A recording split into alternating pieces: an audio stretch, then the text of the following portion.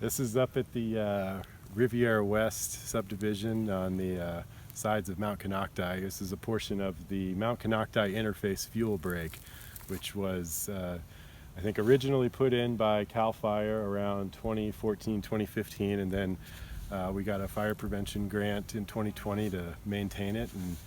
And last year around June, July time, we had a herd of goats come through here and chew all this brush down, and helped also keep our costs down because they're a little more affordable than guys swinging chainsaws. So if you look over this way, you can see a lot of the tree die-off that's become pretty pervasive here in Lake County. Since last summer is when we started seeing it pop up.